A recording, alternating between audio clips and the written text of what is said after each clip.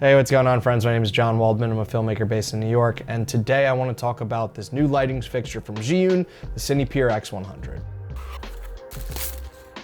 So ZHIYUN reached out to me. They wanted me to review this new light, and it checked enough of the boxes for me to be interested. So now I've had it for a little bit, tried it on a few different things. There's some things I like, some things I don't like. And yeah, I just want to share that with you guys. It's a 100-watt lighting fixture that has a built-in battery, and it is super small and super portable. At 100 watts of power, it's extremely bright considering also how small it is, and it also has a battery built in. Honestly, I think filmmakers and creators at any level will get value out of this light. It's extremely color accurate, it has a TLCI rating of 97, and I love that it's just so easy to toss into a camera bag. Honestly, we are getting to a point where these LEDs are getting smaller and smaller, cheaper and cheaper, brighter and brighter. The size was the thing that really intrigued me. Having two 1/4-20 mounts on the fixture is great. This gives you a little bit of flexibility in terms of how you want to rig this up. As far as power goes, there is a built-in battery power, which if you're in a scenario where you can't access power, you could use the built-in battery. You could also use the included USB-C or the DC power cable.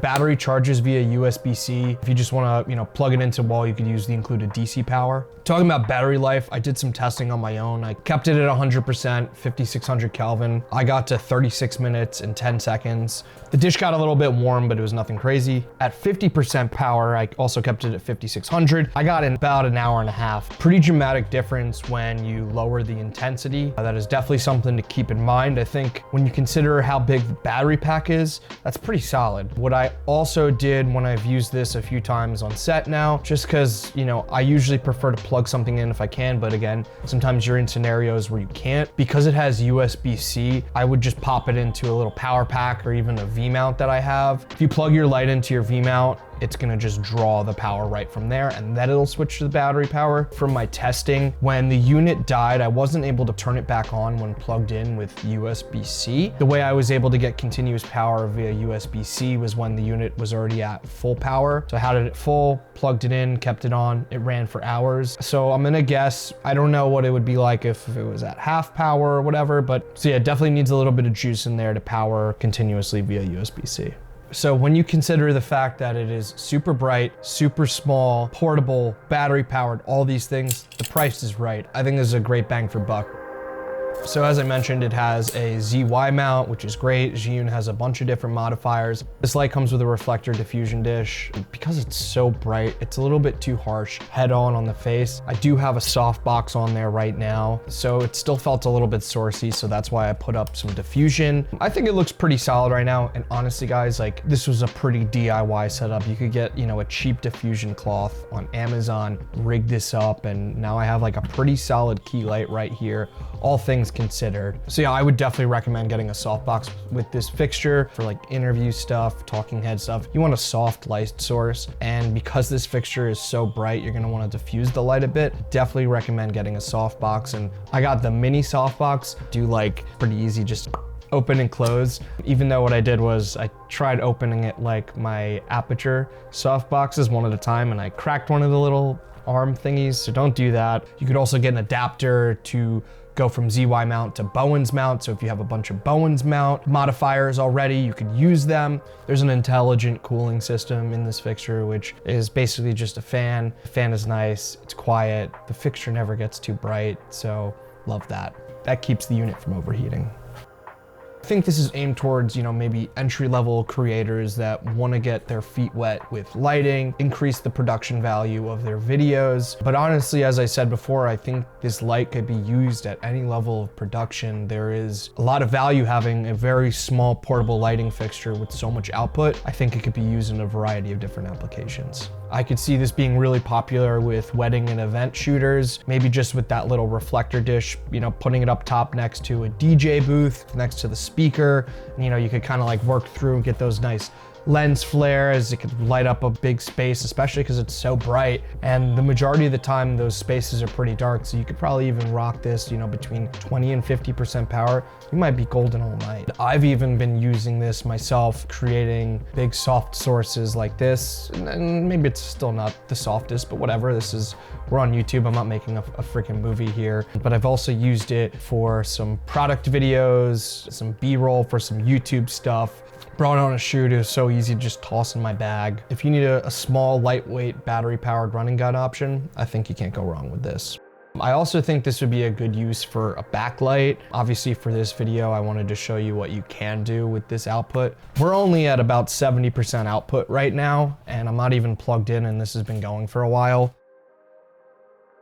These are in no order in particular on things I dislike the most to the least, but because it's pretty affordable, there would have to be some sort of caveat. I think the fixture is built very nicely, but it is plastic and you could feel with the knobs. If you take good care of it, I'm sure it's gonna be fine, but I wonder how this is gonna last over a long period of time. I also wish there was a screen on there, since like the dials, you could see the color temperature, you could see the intensity, but there's no screen, which is probably allowing it for the battery to run longer, but that would be nice, kind of like my Aperture MC, just so I could kind of see where we're at as opposed to like kind of like what color temperature are we on? Also powering on, it's a little bit finicky.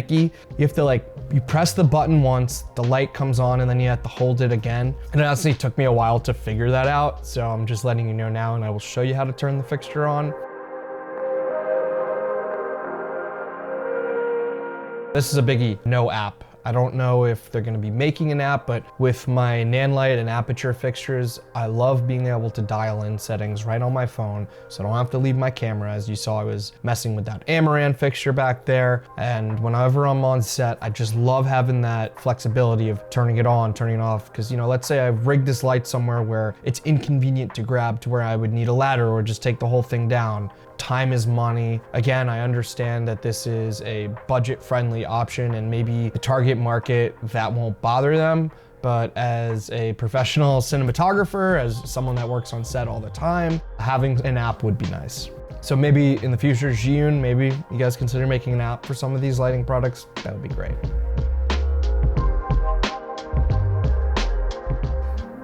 So yeah, we need to add some light.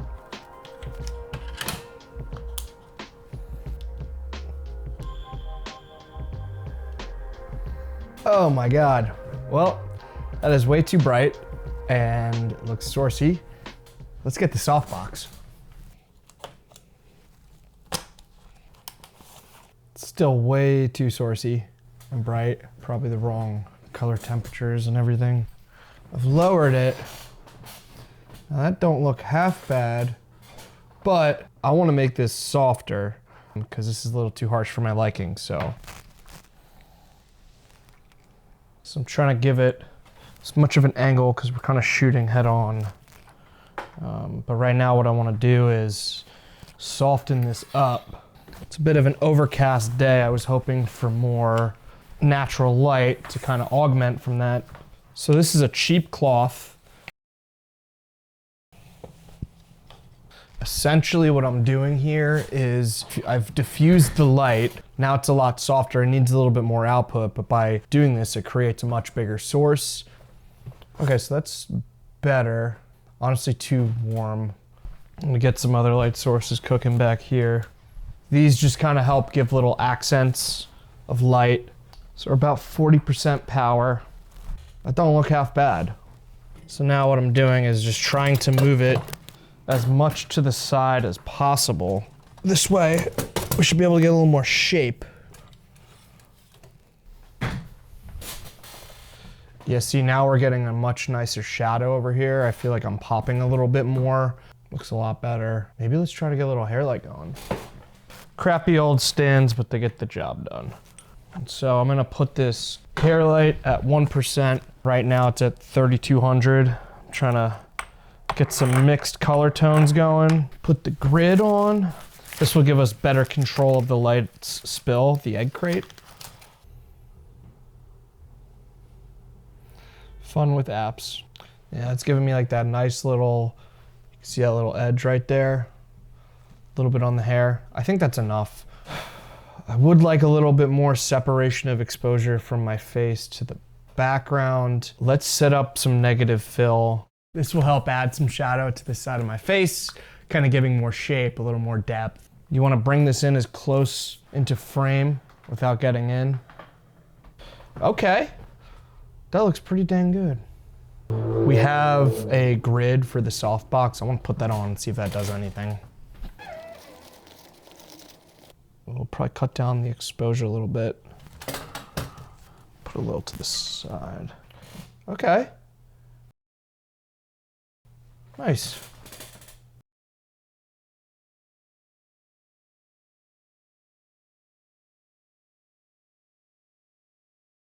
What do you think? So this is with no backlight. Probably makes sense to go 6500 to match that little situation by the guitars. Maybe somewhere in the middle. 4000. I'll lower this, honestly. Okay. I think that looks pretty good. What do you guys think?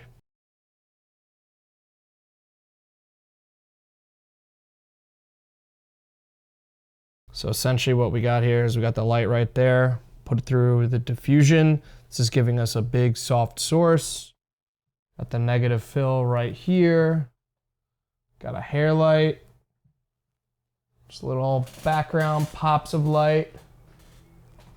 All right, guys, I hope this was helpful in some way. Kind of to recap, I really like this light considering the price, the portability, and of course it's 100 watt output. I think this could be a great add-in to anyone's lighting kit regardless of what level you're on. Y'all like Celsius? Goes hard. The watermelon berry flavor. Pretty good. Cheers. Whoopsh. Bye.